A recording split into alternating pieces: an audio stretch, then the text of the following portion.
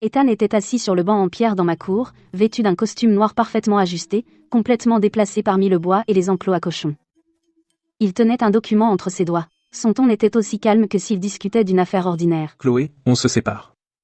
Je suis le président des entreprises Beaumont, je suis resté ici après avoir perdu la mémoire dans un accident de voiture il y a 3 ans. Maintenant, il est temps que je rentre. Malouche s'est immobilisé au-dessus de la pâtée pour cochon. Je ne l'ai pas questionné ni demandé de rester. Pendant 3 ans, il avait nourri les cochons, coupé du bois et travaillé les champs avec moi. La chaleur de la vie ordinaire dans ses yeux avait été réelle. Mais la froideur dans ses yeux maintenant, était tout aussi réelle. D'accord. J'ai répondu. Ma voix était sans émotion. Ethan semblait surpris que j'ai accepté si facilement. Après un moment, il m'a tendu une valise argentée. C'est une compensation. Un majordome robot IA qui peut gérer la ferme pour toi.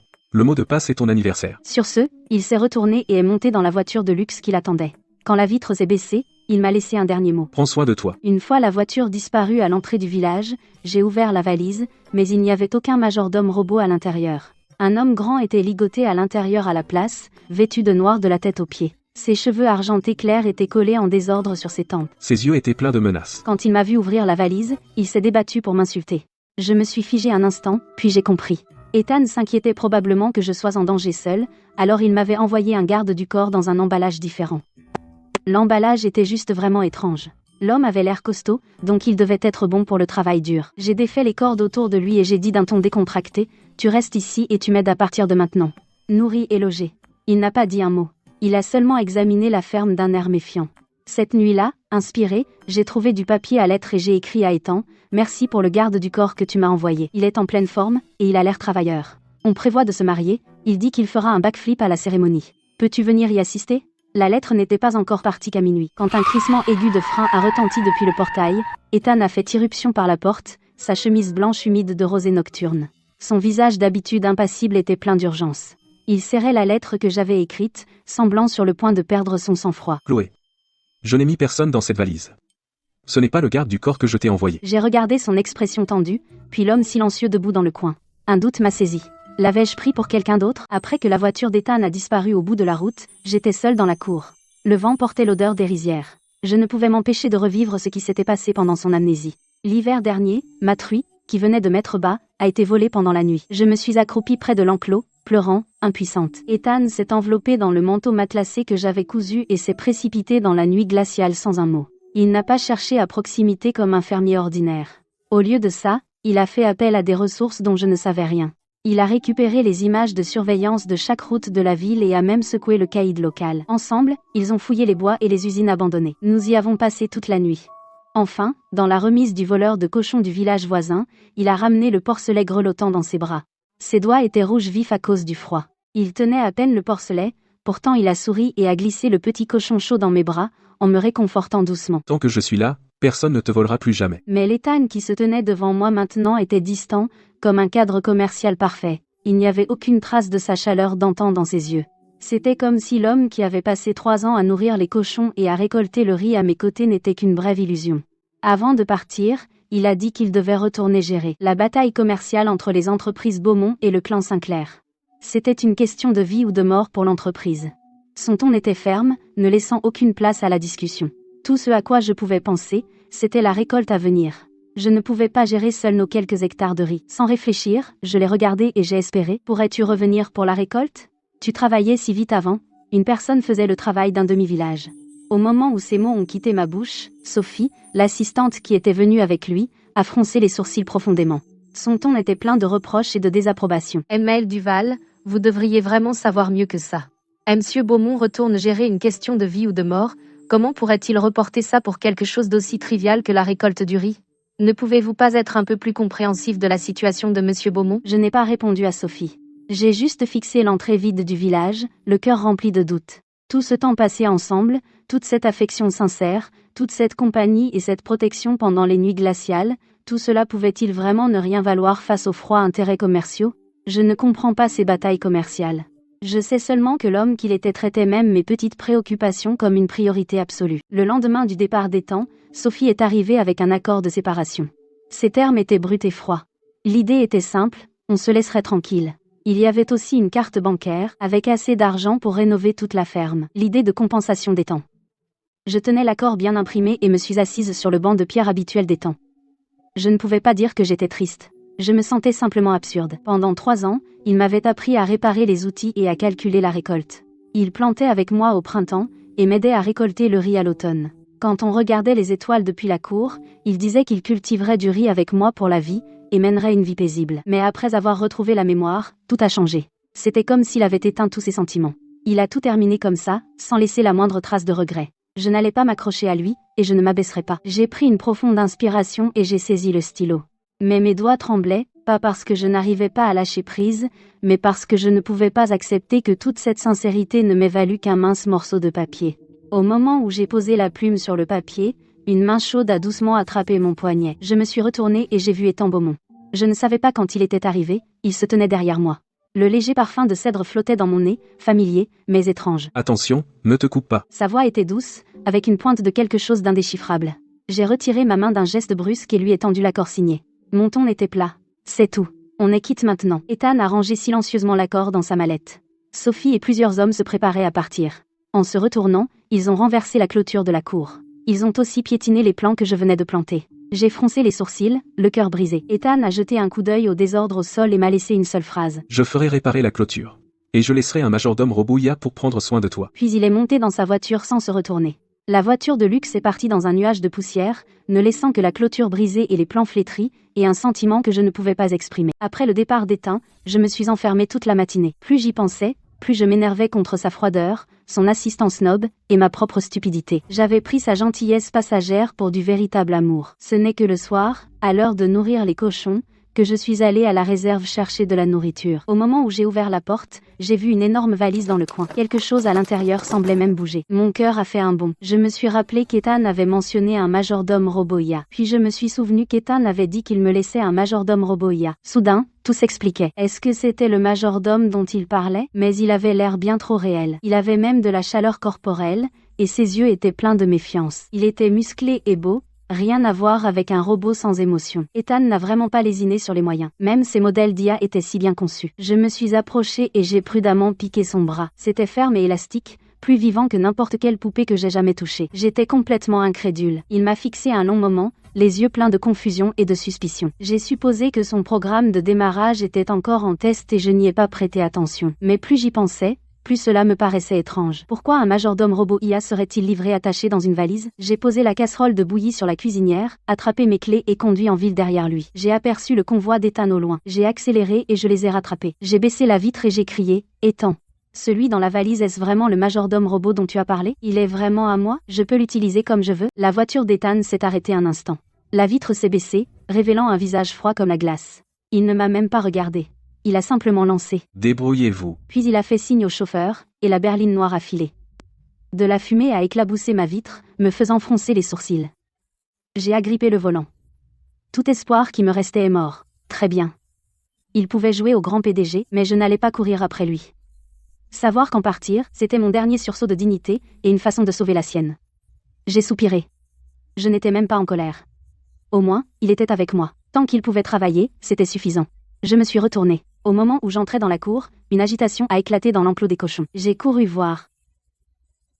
J'ai vu le robot marcher sur la pointe des pieds vers l'enclos, les yeux fixés sur la true enceinte. Il avait l'air affamé, prêt à bondir. « Qu'est-ce que tu fais? Tu ne peux pas toucher à ce cochon. » Je me suis dépêchée de l'arrêter. Il s'est retourné, le visage pâle comme un linge, la voix si rauque que je l'entendais à peine. J'ai pas mangé depuis 3 jours. Je me suis figée.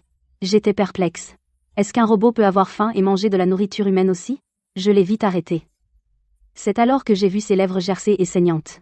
Son corps entier tremblait. Visiblement, il était sans nourriture ni eau depuis des jours. Quand il m'a vu l'arrêter, ses yeux se sont soudainement rougis, et il a crié. Ce salaud d'Ethan Beaumont m'a enfermé pendant 15 jours avant de me jeter dans ce dépotoir. Mon cœur a raté un battement.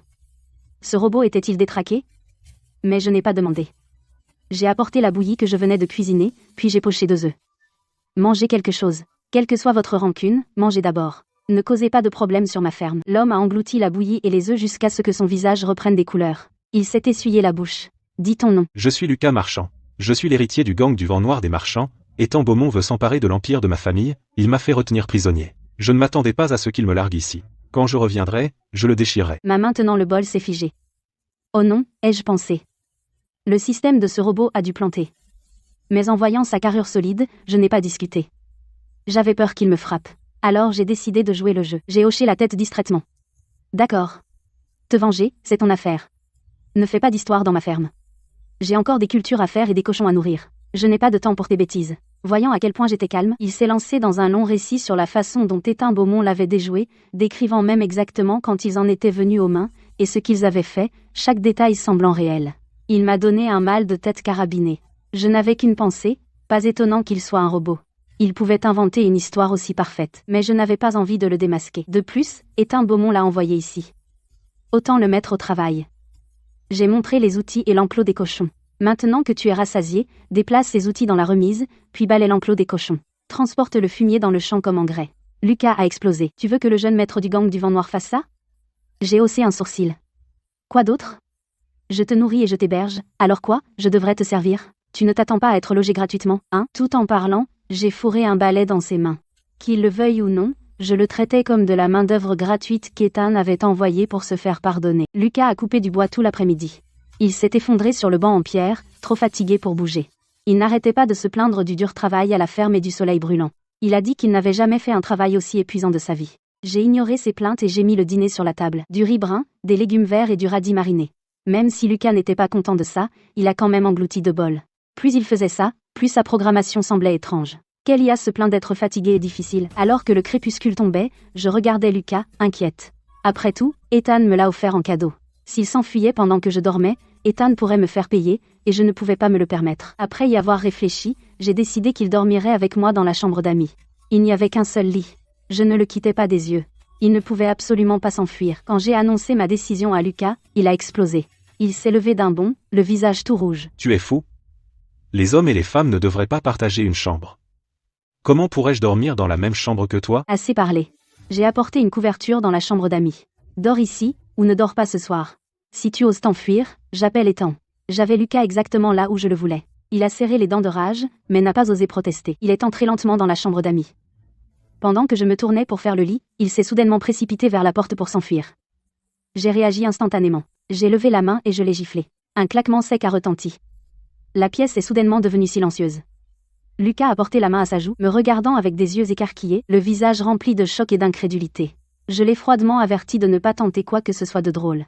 Il resterait et m'aiderait à finir la récolte. Après ça, il pourrait aller où il voudrait. Il est resté figé un long moment, puis s'est finalement allongé raide, craignant de bouger ne serait-ce qu'1 centimètre. Il a même retenu son souffle. Bientôt, ce fut la saison des moissons.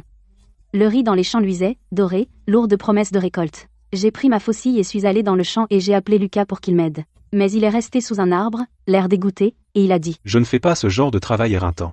Ça me tuera. » Je ne l'ai pas forcé. J'ai simplement continué à moissonner, sans jamais arrêter mes mains. J'ai mentionné négligemment comment, quand Étain avait perdu la mémoire, il pouvait moissonner autant en seulement une demi-heure. Il travaillait vite et bien mieux que toi. Cela a touché Lucas en plein dans son orgueil. Il s'est levé d'un bond et a dit, les dents serrées, « S'il peut le faire, moi aussi, et je le ferai mieux. » Je pensais qu'il allait mettre la main à la pâte lui-même. Au lieu de ça, il a trouvé un endroit isolé et a passé un appel en secret. Il n'a pas fallu longtemps avant que plus d'une douzaine d'hommes en noir débarquent. Ils portaient des outils de moisson et se déplaçaient incroyablement vite. Avant même que je puisse réagir, les hommes se sont engouffrés dans la rizière et ont vidé tout le champ en un rien de temps. J'étais sur le point de les remercier quand ma voisine, Madame Watson, est arrivée en courant. Elle pointait du doigt son propre champ, tapant du pied, anxieuse. « Chloé, as-tu engagé des gens pour moissonner ton riz? Pourquoi ont-ils aussi moissonné le mien ?» J'ai levé les yeux et j'ai vu le champ voisin entièrement vidé. Les hommes de Lucas transportaient le riz dans ma cour. Peu après, plusieurs voisins s'étaient rassemblés autour, tous en train de jaser au sujet du riz qui recouvrait le sol. Leurs yeux étaient pleins d'incrédulité. Je me tenais là, mal à l'aise, fixant le visage suffisant de Lucas. J'étais furieuse et désespérément exaspérée par lui. Il était rapide quand il s'agissait de travailler, mais il avait causé une énorme méprise. J'ai emmené Lucas en toute hâte de porte en porte pour m'excuser et j'ai utilisé nos économies pour couvrir les pertes de Madame Watson. En chemin, les voisins se sont rassemblés autour de nous et ont jasé. Peu après, on a parlé des temps. Madame Watson a soupiré et a dit « C'était mieux quand Étain était là. Il aidait Chloé aux travaux de la ferme, et réparait souvent nos outils et construisait nos serres. Quand quelqu'un avait un différend, il était ravi de servir de médiateur. Même les enfants du village l'adoraient. Il savait toujours les faire sourire. » Un autre voisin a renchéri. « Exactement. Ce type était fiable et travailleur, et il traitait tout le monde avec sincérité. Il était bien meilleur que celui qu'on a maintenant. » Tout ce qu'il fait, c'est se donner de l'importance et embaucher des aides, et il a même gâché la récolte de riz, beau pour rien. Tout le monde a renchéri, nostalgique d'Ethan du temps de son amnésie. Chaque mot critiquait l'imprudence et l'incompétence de Lucas. Lucas se tenait à l'écart, le visage passant du rouge au pâle. Ses poings étaient serrés, mais il ne pouvait pas répliquer, ses problèmes étaient de son fait depuis le début. Quand nous sommes rentrés à la maison, il a avalé son dîner en silence. Pour une fois, il n'a pas fait le difficile, et a mangé 3 bols d'un coup. Après avoir posé son bol et ses baguettes, il a dit entre ses dents. Je vais surpasser Ethan. À partir de maintenant, je m'occuperai de tout le travail de la ferme. Je le ferai mieux qu'il ne l'a jamais fait, et je leur ferai ravaler leurs paroles. Le voyant bouder, je n'ai pas pu m'empêcher de rire. Les voisins ne le visaient pas vraiment. C'était juste que la gentillesse d'Ethan pendant son amnésie avait déjà conquis leur cœur. Je n'ai pas dit grand-chose. Je lui ai simplement donné de l'eau. Une promesse est une promesse. Lève-toi tôt demain et retourne la terre. N'essaie même pas de paresser. Lucas a relevé le menton et a hoché la tête. Ses yeux étaient pleins de détermination à ne pas perdre. La récolte d'automne venait juste de se terminer quand un visiteur inattendu est arrivé, Ethan Beaumont. Il portait un costume parfaitement ajusté, se tenant à l'entrée de la ferme, avec son assistant derrière lui, dégageant une supériorité de riche. Il prétendait qu'il cherchait des terrains commerciaux dans les environs, mais je voyais clair dans son jeu. Il n'arrivait pas à lâcher prise, mais il était trop fier pour abandonner son rôle de PDG, alors il est revenu sous un prétexte fragile pour fouiner. Ses yeux ont balayé la ferme et se sont finalement posés sur moi. Il a demandé d'un ton neutre. Ce majordome. Il vous donne satisfaction? J'ai pensé à Lucas, qui s'affairait à aider ces derniers jours. J'ai souri et hoché la tête. Il est très doué pour ça. Il m'a beaucoup aidé. Il n'a rien dit. Son regard m'a survolé et s'est posé sur le cottage que nous avions partagé. Son expression était complexe, et je ne pouvais pas deviner ce qu'il pensait. Une brise a soufflé, et un petit insecte a volé dans mon œil. Je l'ai frotté instinctivement. Mon œil est devenu rouge aussitôt. J'allais le rincer à l'eau claire quand j'ai senti un regard brûlant sur moi. J'ai levé les yeux, et j'ai vu Ethan me fixer, avec une émotion que je ne pouvais pas lire dans ses yeux. Cela ressemblait à de l'inquiétude ou peut-être de la culpabilité. Mais la seconde suivante, son visage est redevenu froid. Un sourire supérieur et compatissant a tiré ses lèvres, comme s'il regardait une pauvre créature ayant besoin de charité. Si vous rencontrez des problèmes, vous pouvez me contacter. J'ai ri froidement intérieurement. J'ai secoué la tête. Non, merci. Je peux gérer les choses moi-même. Ma ferme peut être ordinaire, mais elle me suffit largement. Alors ne vous donnez pas cette peine, monsieur Beaumont. Il s'est figé un instant, ne s'attendant probablement pas à un refus aussi direct. Une lueur de surprise a traversé son visage. La lumière du soleil tombait sur son visage, laissant une moitié éclairée et l'autre dans l'ombre, tout comme son humeur conflictuelle. Il l'avait bien cherché. Je ne lui ai plus prêté attention. Je me suis retournée et je suis entrée et j'ai fermé la porte. J'ai aussi fermé la porte au dernier espoir que j'avais pour lui. Il avait pu s'en aller sans y penser à 2 fois, changeant d'attitude en un clin d'œil. À quoi bon faire semblant de s'intéresser maintenant? Quelle différence cela pouvait-il faire? Ma ferme, ma vie, je pouvais très bien vivre sans lui. Mieux encore, la vie était plus paisible. Je n'avais plus à laisser ses émotions me contrôler. Ethan Beaumont se tenait à l'entrée de la ferme, refusant de partir. On aurait dit qu'il était cloué sur place. De toute évidence, il voulait voir à quel point j'étais misérable. Je ne pouvais pas laisser passer ça. Je lui ai saisi le bras et l'ai conduit dans la cour. Regarde, la clôture est réparée. Les légumes ont aussi été replantés. Ils poussent encore mieux qu'avant. J'ai montré la nouvelle clôture en bambou et les plants verdoyants, en me vantant un peu délibérément. Ethan Beaumont a jeté un coup d'œil autour de lui, puis a hoché légèrement la tête. Son ton était neutre. Ça a l'air bien. Je n'étais pas satisfaite. Alors je l'ai tiré sous le toit. Lucas était assis dans la chambre, en train de lire. La lumière du soleil tombait sur son visage, lui donnant un air plutôt studieux. Ce majordome robot IA que tu as envoyé est plutôt intelligent. Il sait même lire. Il connaît mieux l'agriculture que moi. J'ai dit en riant, sans remarquer du tout la couverture du livre que tenait Lucas. Il était écrit « L'essentiel de la gestion de gang ». Ethan Beaumont s'apprêtait à regarder à l'intérieur quand Sophie est arrivée en courant, l'air affolé. « Monsieur Beaumont, il y a une affaire urgente au bureau. Il nous presse pour une réponse. Vous devez rentrer tout de suite. » Ethan Beaumont a froncé les sourcils. Il a seulement dit calmement « Tant que ça t'est utile. Je peux t'en envoyer quelques-uns de plus tard. » Je l'ai repoussé d'un geste. « Non, non, un seul suffit. Lucas mange énormément. Si tu en envoies quelques-uns de plus, je ne pourrais vraiment pas les garder en vie. » Ethan Beaumont a hoché la tête et s'est tourné pour partir. J'ai regardé son dos et j'ai pincé les lèvres. Bien sûr. Les affaires passent toujours en premier. Avec moi, tout ça n'est qu'une perte de son temps précieux. Après qu'Ethan est parti, j'allais demander à Lucas de nourrir les cochons quand je l'ai vu accroupi dans le coin de la réserve, en train de feuilleter un vieux livre. Je me suis approchée silencieusement et j'ai réalisé qu'il tenait le vieux livre d'Ethan de son amnésie. Plusieurs livres sur la gestion de la ferme et un manuel de réparation d'électroménager étaient empilés à côté. Il y avait même un livre sur 100 façons de calmer les enfants. Et tout en bas se trouvait le guide d'entraînement du partenaire idéal. Mon cœur s'est soudain serré. C'étaient tous des livres qu'Ethan avait cherchés et étudiés pour pouvoir partager ma vie. Il disait toujours qu'il apprendrait à bien gérer la ferme, à calmer les enfants des voisins, et à devenir un partenaire digne de moi. J'ai refermé doucement la porte et laissé Lucas seul. Quand je me suis retournée, il y avait un colis près du portail. Il avait été envoyé par Sophie, avec une note attachée. Il disait qu'Ethan avait envoyé un dispositif anti-vol. Mais c'était en fait le chargeur du majordome robot IA. J'ai rentré le chargeur. Lucas venait juste de fermer son livre. Viens ici. Laisse-moi te recharger, sinon tu vas tomber en panne et t'arrêter.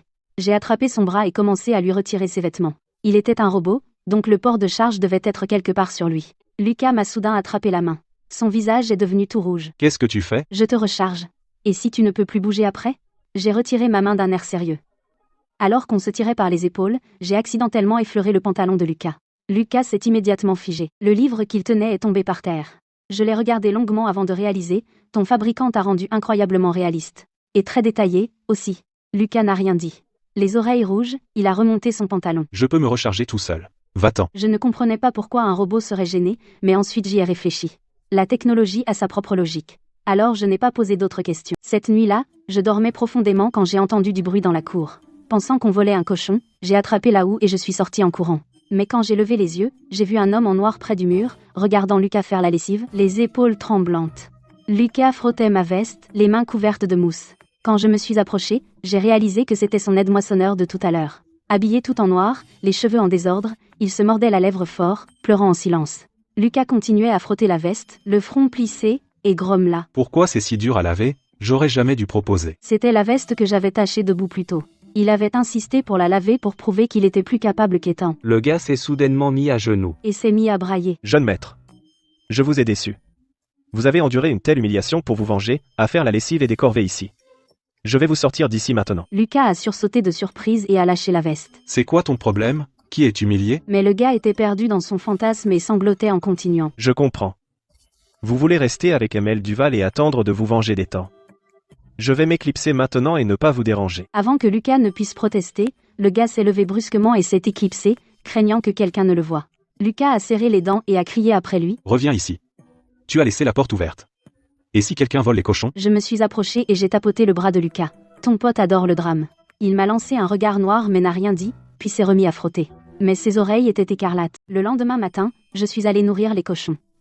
J'ai vu l'homme de main d'hier blotti près de l'enclos à cochons, les yeux injectés de sang. Quand il m'a vu, il s'est précipité et m'a supplié en larmes. MGL Duval, s'il vous plaît, laissez partir notre jeune maître. C'est le jeune maître du gang du vent noir des marchands. Ce n'est pas votre serviteur. Il n'arrêtait pas de divaguer.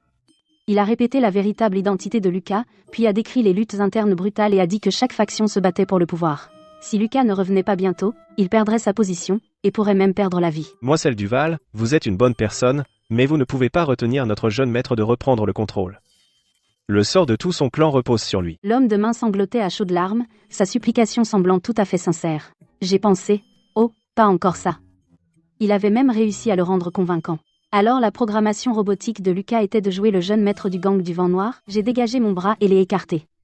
S'il veut partir, qu'il parte. Je ne l'ai jamais retenu. L'homme de main a cru que je refusais, et s'est mis à sangloter encore plus fort. Il a raconté une histoire excessivement dramatique des luttes internes brutales du gang. Plus j'en entendais, plus j'étais agacée. Alors Lucas voulait partir mais était trop gêné, et a envoyé un homme de main pour monter cette histoire à faire pleurer. Il s'était plaint du travail à la ferme et avait essayé de s'éclipser plusieurs fois, mais j'avais quelque chose contre lui. Mais en voyant les yeux rouges et larmoyants de l'homme de main, j'ai pensé à la façon dont Lucas avait fait le dur, mais avait quand même fait beaucoup de travail pour moi. Mon cœur s'est adouci. J'ai trouvé Lucas et suis allé droit au but, ton homme de main est venu me voir. Il dit que tu retournes prendre le pouvoir. Je te laisse partir. Va avec lui en ville et occupe-toi de tout. Lucas s'est figé un instant. Il n'avait clairement pas prévu que j'accepte si facilement. Il a ouvert la bouche, voulant dire quelque chose, mais n'a réussi à dire qu'une chose. Je reviens bientôt. Je lui ai fait signe de partir. J'ai ricané intérieurement, si tu pars, alors pars.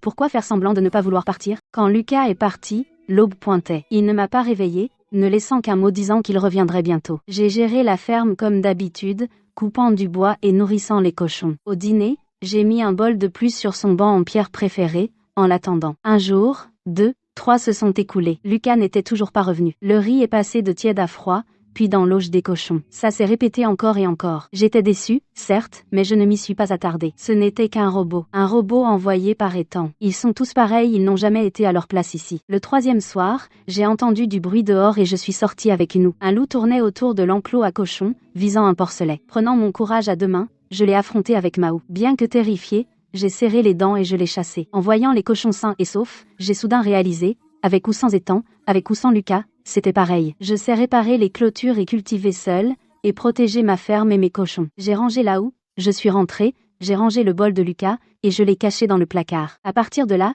je suis revenue à une vie solitaire, travaillant de l'aube jusqu'au crépuscule, me concentrant entièrement sur la ferme. Tous les sentiments pour eux se sont enfouis au fond de mon cœur, sans laisser de vagues. Peu après, la saison des pluies a débuté. Il a plu abondamment pendant des jours. Le ciel est devenu sinistrement sombre. Cette nuit-là, la pluie n'a fait qu'empirer. Le tonnerre grondait. J'étais sur le point de dormir quand un glissement de terrain assourdissant a retenti au loin. Mon cœur a bondi. J'ai attrapé un gong et je suis sortie sous la pluie en le frappant pour réveiller les voisins. Debout, un glissement de terrain. Mettez-vous en sécurité, maintenant. Les voisins se sont réveillés et se sont précipités dehors avec leurs affaires. J'ai suivi la foule vers la sécurité. À mi-chemin, je me suis souvenu de Daisy dans la porcherie. Ethan m'a donné ce cochon quand il était amnésique. Elle était mon seul souvenir de nos 3 années ensemble. J'ai serré les dents et j'ai couru à contre-courant vers la ferme, ignorant les avertissements des voisins. Je ne voulais que sauver Daisy. Au moment où je me suis précipitée dans la porcherie, un énorme fracas a grondé au-dessus de moi. Plusieurs rochers se sont abattus à côté de la porcherie et ont bloqué la sortie. J'ai tenu le cochon et je me suis blottie dans un coin. L'eau de pluie s'infiltrait par les fissures, trempant mes vêtements. J'ai entendu des sauveteurs crier au loin. Je distinguais à peine la silhouette d'Ethan. Il portait un imperméable,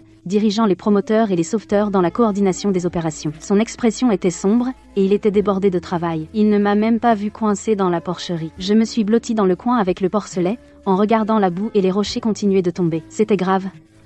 Je pourrais être enterrée ici. Alors que je pensais être enterrée vivante, une silhouette familière s'est précipitée à l'intérieur. C'était Lucas. Il m'a prise dans ses bras avec le cochonnet, et a traversé les rochers qui tombaient. Tu es folle, toute la montagne s'est effondrée, et tu es revenu pour un cochon. Son cri était teinté de peur. Je me suis figée un instant, je n'aurais jamais pensé qu'il reviendrait vraiment. Ce n'est qu'après être sorti que j'ai réalisé que Lucas avait amené toute une foule, avec des excavatrices et des équipes de secours. Il dégageait les rochers et réparait la ferme. Il m'a tiré en sécurité et a demandé d'un air sombre. Tu attends encore Ethan? Il n'a pas le temps de s'occuper de toi. J'allais protester quand j'ai aperçu Ethan à proximité, regardant vers ma ferme. Ses yeux étaient remplis d'incrédulité, mais des gens se pressaient autour de lui, alors il s'est forcé à détourner le regard, et à continuer à diriger les secours. Lucas a pris ma main et m'a emmené pour le moment. Il n'arrêtait pas de marmonner à propos de la réparation de la ferme. J'ai regardé son profil tendu, mon cœur s'est serré un peu.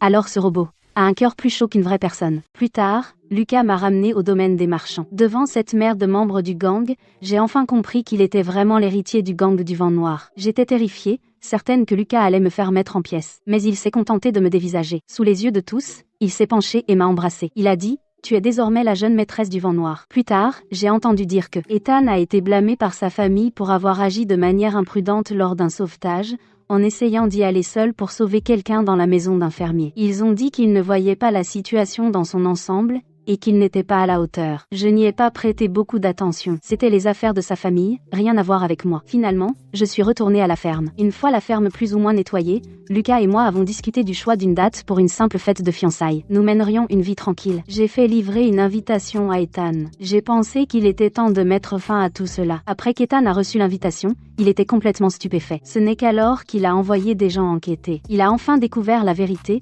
Une erreur de ces hommes leur a fait prendre le prisonnier Lucas pour un majordome robot IA et l'ont mis dans la valise qui m'était destinée. Il avait toujours pensé que la machine à côté de moi n'était qu'une machine, mais c'était en réalité son rival commercial. Et que ce rival et moi en étions arrivés aux fiançailles. Quand Ethan a appris la vérité, il a défié l'opposition de sa famille. Il s'est échappé malgré son confinement et a conduit directement à ma ferme. Les sentiments qu'il avait délibérément ignorés ont refait surface avec force au moment où il a appris la vérité. Mais Ethan n'est jamais arrivé à la ferme.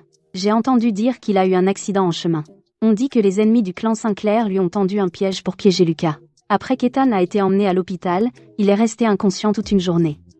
Quand il s'est réveillé, il avait perdu la mémoire. Quand il a repris connaissance, j'étais la première personne qu'il a vue.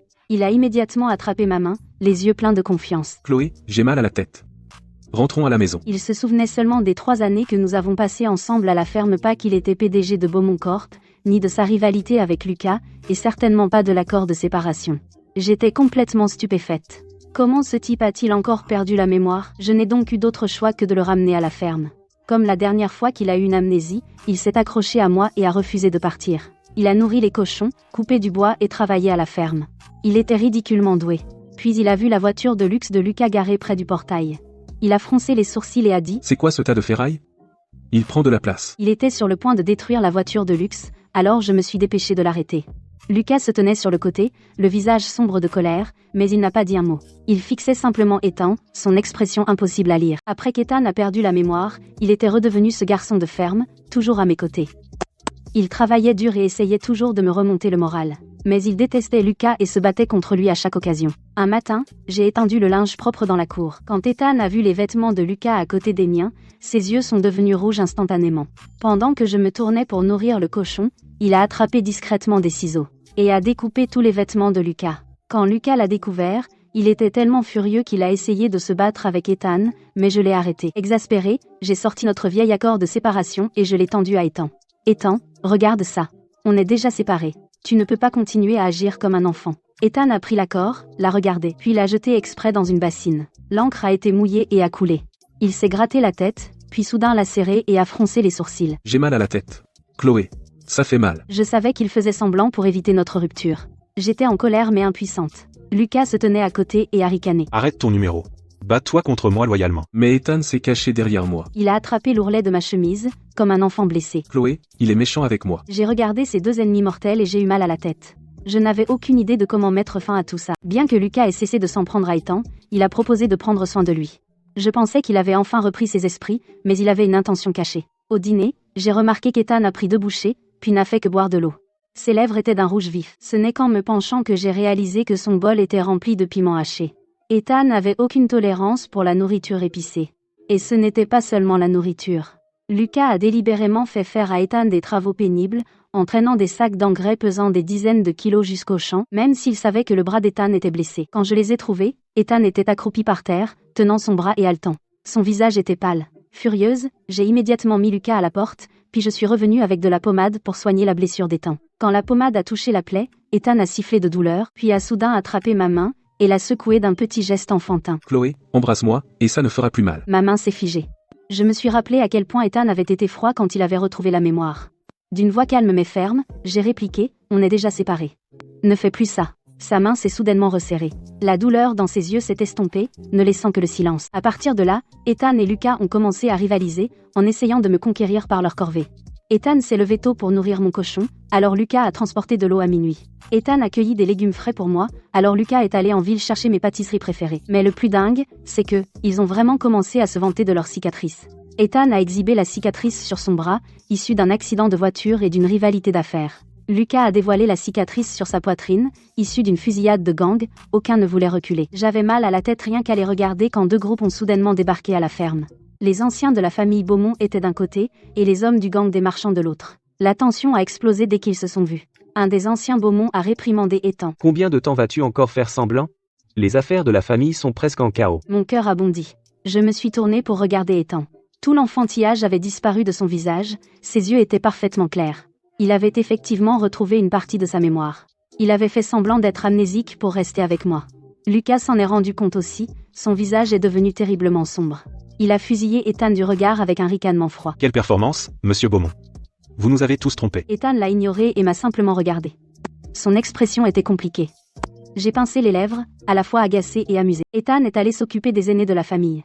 J'ai rencontré son assistante, Sophie, seule. Sophie était hostile au début. Elle m'a accusé vivement de collusion avec Lucas et de retarder les affaires familiales d'Ethan. Elle a même dit que je m'accrochais à Ethan pour son argent. Je ne me suis pas défendue. Je lui ai simplement raconté comment, après la première amnésie d'Ethan, j'ai esquivé une attaque du gang et l'ai traîné à l'hôpital sous la pluie pour le sauver, tout en perdant moi-même un bras. L'expression de Sophie a changé lentement. Ses yeux se sont remplis de remords. Elle a sorti un tube de crème cicatrisante de son sac, me l'a tendu et a dit « Monsieur Beaumont a été puni par sa famille 2 fois pour vous protéger. Les 2 fois, il a choisi de rester avec vous à la ferme, acceptant la résidence surveillée et perdant son pouvoir. Il m'a spécifiquement demandé d'acheter cette crème cicatrisante. Il a dit que vous vous inquiétiez des cicatrices. » J'ai pris la crème. Mes doigts ont légèrement tremblé. Après un moment de silence, j'ai dit « Je la garde, mais quant à lui et moi, nous avons réglé nos dettes il y a longtemps. » Quand je suis retournée à la ferme, Ethan et Lucas se disputaient encore pour savoir qui sécherait mon riz. Je suis allée dans la cuisine, j'ai versé 2 tasses d'eau tiède, puis je me suis approchée d'Ethan et lui en ai donné une. J'ai pris un air sévère et j'ai dit que c'était un médicament pour lui rendre la mémoire. Bois-le, et tu te souviendras de ton identité et de tes responsabilités. Arrête de traîner ici. Ethan a pris la tasse mais n'a pas bu tout de suite. Il m'a simplement regardé en silence. Ses yeux reflétaient un mélange complexe d'émotions de la réticence et de la culpabilité, ainsi qu'une pointe de ressentiment. Il est resté silencieux longtemps, si longtemps que même Lucas a cessé de se disputer. Il nous a juste regardés. Enfin, il a incliné la tête en arrière et a vidé la tasse, puis l'a posée. L'air autour de lui est devenu instantanément froid. Il était à nouveau le froid PDG de Beaumont Corp. Je comprends. Ce fut tout ce qu'il a dit, avant de se tourner vers la porte. Il ne s'est jamais retourné. Son dos était droit comme un piquet, exactement comme la dernière fois qu'il était parti. Lucas s'est penché vers moi et a chuchoté. Tu as vraiment mis un médicament dedans? J'ai secoué la tête et souri. Je bluffais. Il savait déjà ce qu'il avait à faire. Certaines choses sont mieux tues. Ethan venait d'atteindre le portail quand Daisy a soudainement accouru et s'est accrochée à son pantalon refusant de lâcher prise. Daisy était un cadeau qu'il m'avait fait quand il avait perdu la mémoire. Elle est restée à mes côtés toutes ces années. Je me suis approchée et j'ai doucement écarté la gueule du cochon. J'ai dit à Ethan, vous pouvez la prendre. Elle vous reconnaît. Alors arrêtez de chercher des excuses pour déranger Lucas et moi. Ethan a baissé la tête et a regardé le cochon puis m'a jeté un coup d'œil. Une lueur de soulagement a traversé ses yeux et il a hoché la tête. Ok. Il s'est baissé et a ramassé le cochon doucement, comme s'il tenait un espoir précieux. Voyant cela, Lucas s'est précipité et a verrouillé le portail de la ferme d'un clic. Il a même renforcé le verrou. Il a crié à travers le portail, « Ne revenez pas. Vous n'êtes pas le bienvenu ici. » Ethan ne s'est pas retourné et a lentement disparu à l'entrée du village, le cochon dans les bras. Plus tard, Sophie m'a dit Ethan gardait Daisy au dernier étage de Beaumont Corp. Il a même engagé quelqu'un pour s'occuper d'elle. Il prétendait que Daisy n'avait plus de nourriture ou qu'elle était malade, juste pour m'envoyer un message. Je lui répondais toujours brièvement. Je le pressais de se concentrer sur les affaires et d'arrêter de se laisser distraire par des broutilles. Peu de temps après, Ethan a cessé de m'écrire. Quelques années plus tard, Sophie m'a dit que Daisy était décédée paisiblement. Ethan lui a érigé une petite pierre tombale. Il pleuvait fort ce jour-là. Il se tenait seul devant sa tombe et a pleuré à chaudes larmes. C'est ainsi qu'il a enfin tourné la page. Quand j'ai appris cela, je n'ai rien ressenti. J'ai simplement dit, je vois.